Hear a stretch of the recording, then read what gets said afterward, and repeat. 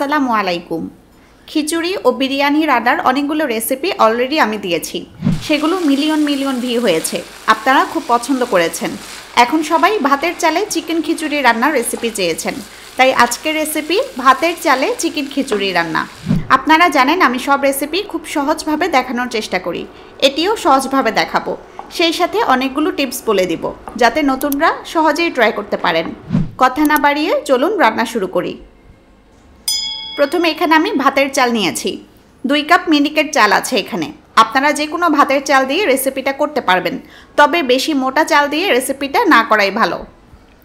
এখন চালের সাথে ডাল দিব। এখানে 1/2 কাপ মুসুরের ডাল নিয়েছি, মুসুরের ডালের সাথে আরও 1/2 কাপ মুগ ডাল দিচ্ছি। 2 রকমের মোট 1 কাপ ডাল দিব। 2 কাপ চালের সাথে 1 কাপ ডাল দিলাম।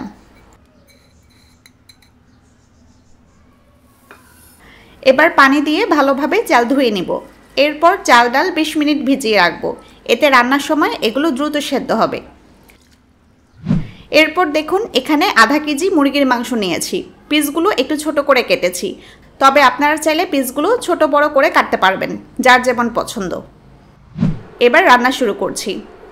একটা প্যান চুলায় বসিয়ে গরম করেছি। এখন তেল দিচ্ছি। 1/2 কাপ বা 50 ml তেল দিলাম। তেল গরম হলে এরপর দিয়েছি 2 টুকরা দারচিনি, 8টা এলাচ ও 7-8টা লং বা লবঙ্গ, সাথে 2টা তেজপাতা কেটে দিয়ে দিলাম। এখন এগুলো নেড়ে কয়েক সেকেন্ড ভেজে নিব। চুলার আঁচ মিডিয়াম আঁচে আছে। গরম মশলাগুলো 20 সেকেন্ড ভেজে এরপর দিচ্ছি পেঁয়াজ কুচি। 1 কাপ পেঁয়াজ কুচি দিলাম। এখন নেড়ে নেড়ে পেঁয়াজ তেলে ভেজে নিব। 1.5-2 মিনিট পেঁয়াজ ভাজলেই নরম হয়ে আসবে। এখন বাটা মশলা দিব।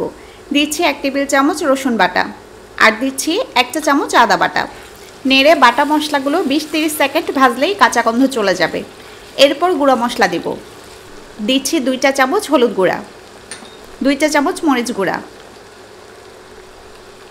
2 চা চামচ জিরা গুঁড়া, 2 চা চামচ ধনিয়া গুঁড়া,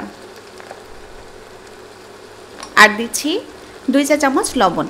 নেড়ে গুঁড়া মশলাগুলো ভেজে নেব। সামান্য পানি দিচ্ছি, এতে মশলা পুড়ে যাবে না, মশলাগুলো ভালোভাবে কষানো যাবে। পানি দিয়ে 1-1.5 মিনিট মশলা কষিয়ে নিয়েছি। এখন মাংস দিয়ে দিচ্ছি। মাংস দিয়ে তেল মশলার সাথে ভালোভাবে মিশিয়ে দিতে হবে।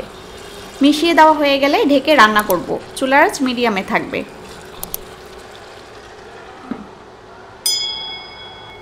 7-8 মিনিট পর ঢাকনা তুলে নিচ্ছি।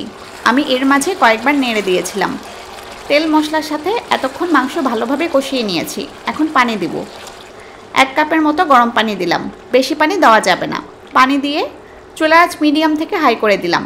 ঢেকে মাংস পুরোপুরি সেদ্ধ করে নেব।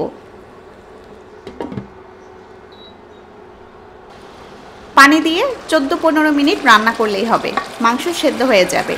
দেখুন পানিও টেনে গেছে, এখন শুধু তেল মশলা আছে। চুলা হাই থেকে মিডিয়াম করে দিলাম। এ পর্যায়ে আমি মাংসগুলো তুলে নিব। মাংস তুলে অন্য একটা পাত্রে নিয়ে নিচ্ছি।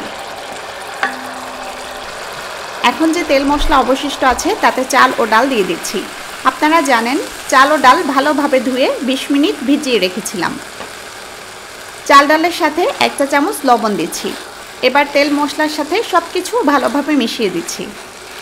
ভালোভাবে মিশিয়ে দিতে হবে।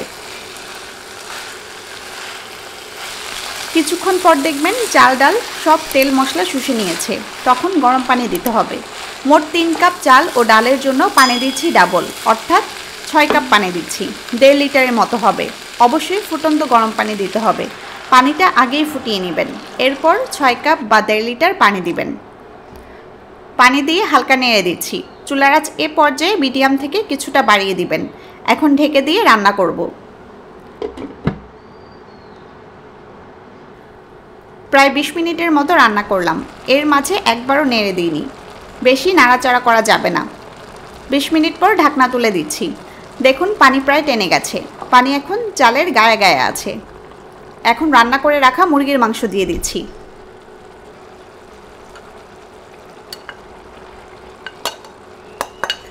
মাংসের সাথে 5-6টা আস্ত কাঁচামরিচ দিচ্ছি। মরিচ ঝাল করবে না, রান্নায় খুব চমৎকার একটা ফ্লেভার যোগ করবে। মাংস দিয়ে হালকা নেড়ে মিশিয়ে দিচ্ছি। এ পর্যায়ে চুলা একদম লো করে দিতে হবে। চুলা লো করে 15 মিনিট ঢেকে দমে রেখে রান্না করব। ফিরে আসছি 15 মিনিট পর। 15 মিনিট দমে রাখার পর আমি ঢাকনা তুলে নিচ্ছি। আমি আপনাদের নেড়ে দেখাই। দেখুন একদম পারফেক্ট হয়েছে রান্নাটা। চালও পারফেক্টভাবে সেদ্ধ হয়েছে। রান্নার কালার ও গ্রান খুব চমৎকার পাচ্ছি।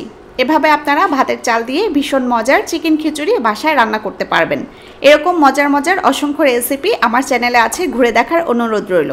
সবাই ভালো থাকুন, সুস্থ থাকুন। আল্লাহ হাফিজ।